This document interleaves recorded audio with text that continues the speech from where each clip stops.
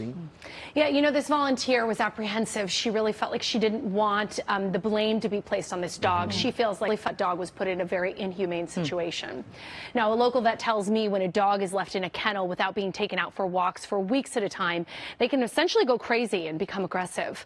The volunteer says she isn't mad at the dog. She's blaming LA Animal Services for what she says is not doing enough to control its stray animal population. Hey, girl.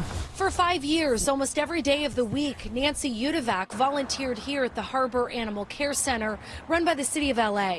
But she hasn't been back since February, when a dog named Tyson attacked her as she let him out of his cage with another volunteer, biting her hand so severely it severed an artery.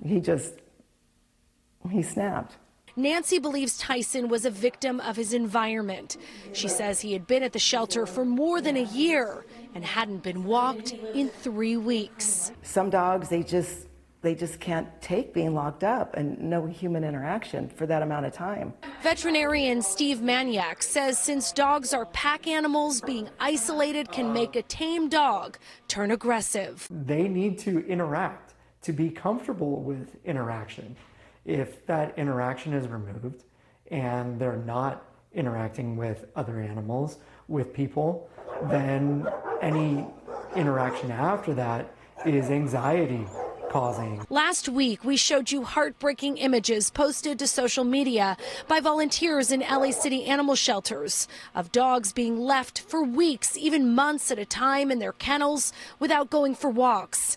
Nancy says she saw dogs go cage crazy. Sometimes they just spin in their kennels, they bark, they jump, they just jump incessantly, sometimes they injure themselves by rubbing their noses against the cage. And that's why she went to Tyson that day, because he was one of the dogs that hadn't been walked in weeks. It's inhumane. It's inhumane to keep dogs locked up for that amount of time. Tyson was euthanized after he bit Nancy. Advocates say his case demonstrates why a no-kill policy, without taking steps to reduce our animal population, is counterproductive. So the city is trying to carry out this no-kill policy, and all that meant for this dog was he sat in a cage for reportedly 2 years, and he's euthanized anyway, and someone has now been bitten. That policy is wrong. He shouldn't have been in that cage for as long as he was. Earlier this week, the city council held an emergency meeting to address the crisis in its overcrowded and understaffed shelters.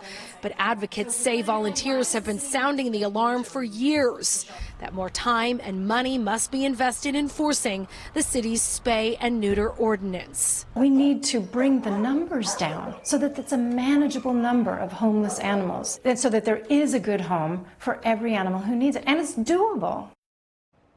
LA Animal Services tells us that even if a dog isn't walked regularly, they do get other enrichment activities. Now, Nancy tells me that was often blowing bubbles into their cages. We did ask LA Animal Services specifically about Tyson's case, and they said no one can speculate why a dog displays certain behaviors.